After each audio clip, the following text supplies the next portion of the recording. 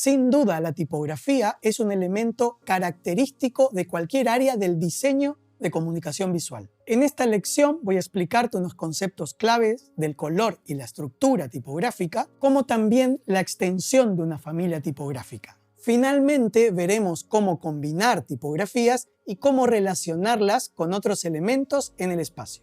Vamos a verlo.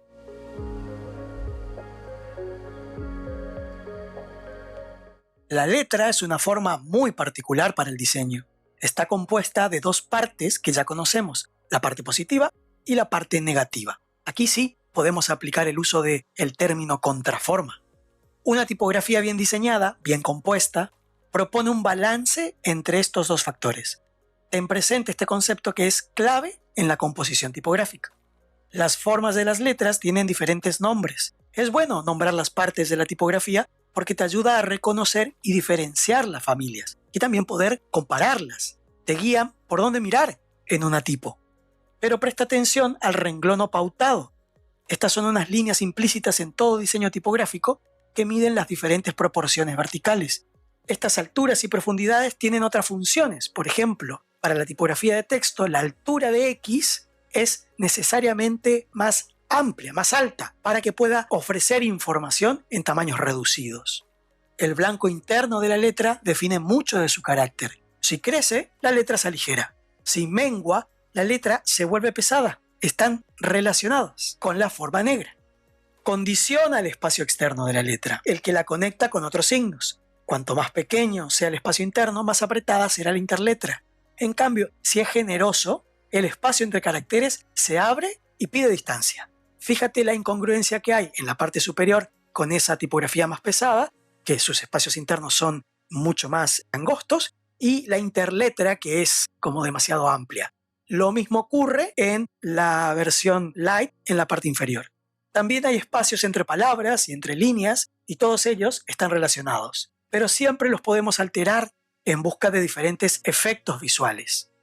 El color tipográfico es la mancha gris que se percibe al ver los bloques de texto. Fácil es deducir que la interletra, la interpalabra y la interlínea están muy relacionadas con este criterio, con el color tipográfico.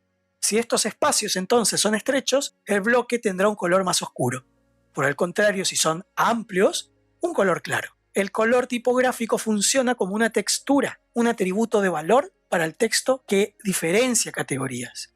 Las variables tipográficas son alfabetos alternativos dentro de una misma familia. Conservan el vínculo estructural, pero resuelven problemas de escalafones y niveles de lectura dentro del texto y también de jerarquías a nivel macrotipográfico. En principio, las variables afectan a la letra en 4 ejes.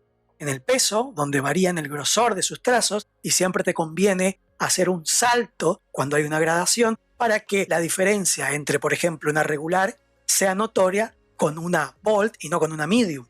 En el eje de construcción o la postura de la letra con respecto al renglón, que si está bien construida la letra cambia también su ductus, su estructura. Y también, hablando de estructura, en las variables de ancho, que la alteran de manera horizontal y pueden hacer que el mismo texto varíe en extensión.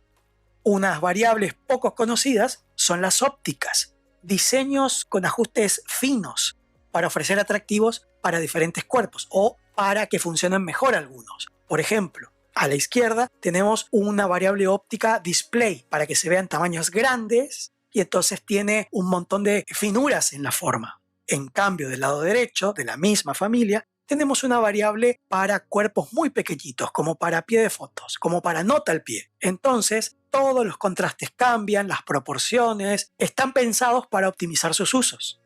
El uso de la variable no excluye a las demás, sino que se pueden combinar entre sí, pero generalmente es un recurso muy redundante.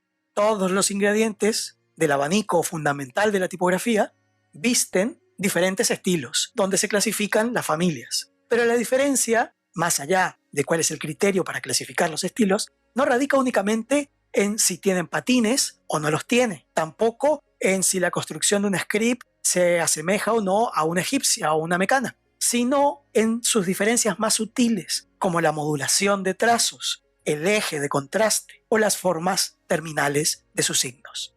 La arquitectura tipográfica expresa la organización del contenido enfatizando algunos elementos y subordinando a otros.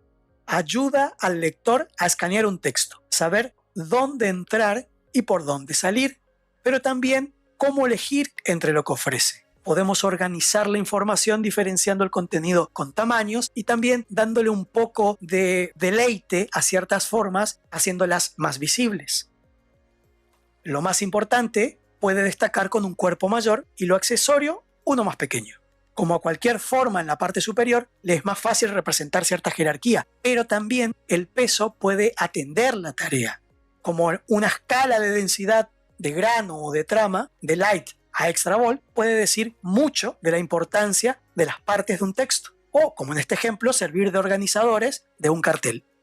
Sin embargo, la tradición de diseño de libros nos ofrece un sencillo método de jerarquías, donde es posible atender un sistema complejo utilizando los pocos recursos de una familia tipográfica. Uses una familia humilde o un extenso sistema, siempre clarifica el texto con mesura y sin encimar demasiadas variables. Poco a poco vas consiguiendo diferencias. No hace falta echar todas las posibilidades en la primera oportunidad. Combinar tipografías es un dilema mayúsculo, pero hay algunas directrices que puedes seguir para salir lo más airoso posible.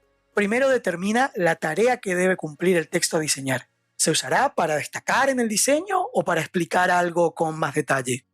Las tipografías para cuerpos grandes buscan llamar la atención con sus formas y generalmente componen textos breves. No son las mejores para leer mucho texto. Los tipos pensados para la composición de largo aliento, en cambio, no tienen estridencias formales y son más bien bastante neutras en sus formas.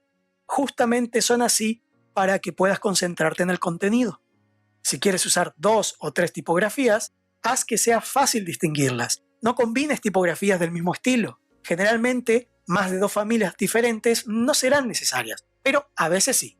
Al combinar tipos en el mismo renglón, lo principal es igualar sus alturas de X. Esto facilita relacionarlas y dejar que otras diferencias se aprecien mejor.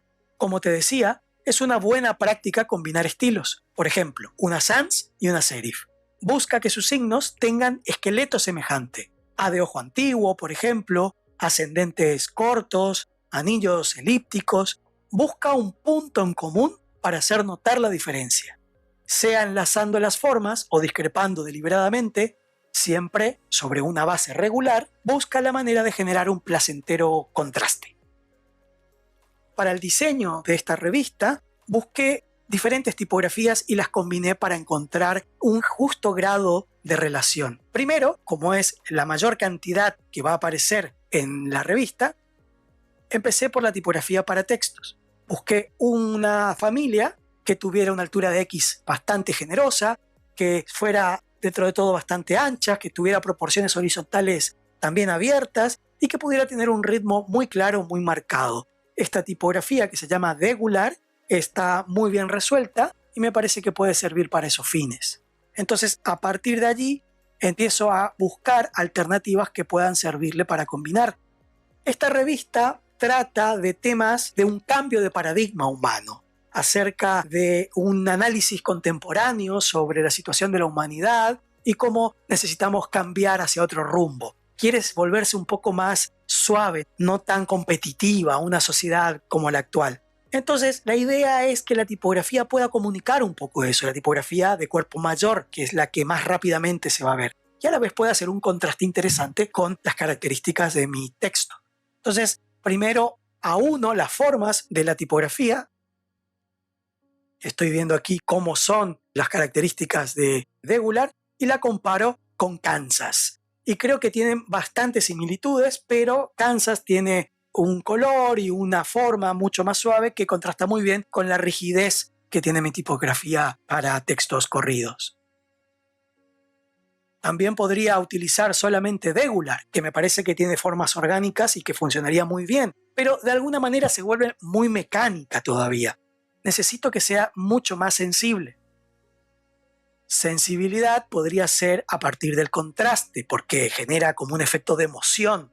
Y como a mí me interesa tener el contraste muy marcado en el espacio negativo, en la puesta en página, a lo mejor podría ser una alternativa, pero creo que se va un poco de género y se aproxima mucho al fashion, y además se vuelve muy ancha y muy geométrica.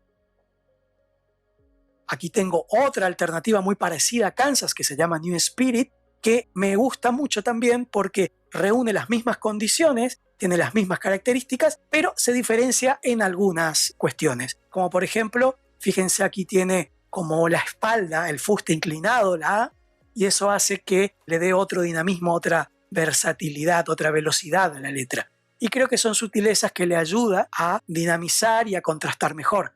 También tiene una variable, por ejemplo, condensada, creo que tiene otras más, pero esta condensada puede servir interesante para, en estos tamaños, una frase destacada, otra riqueza tipográfica.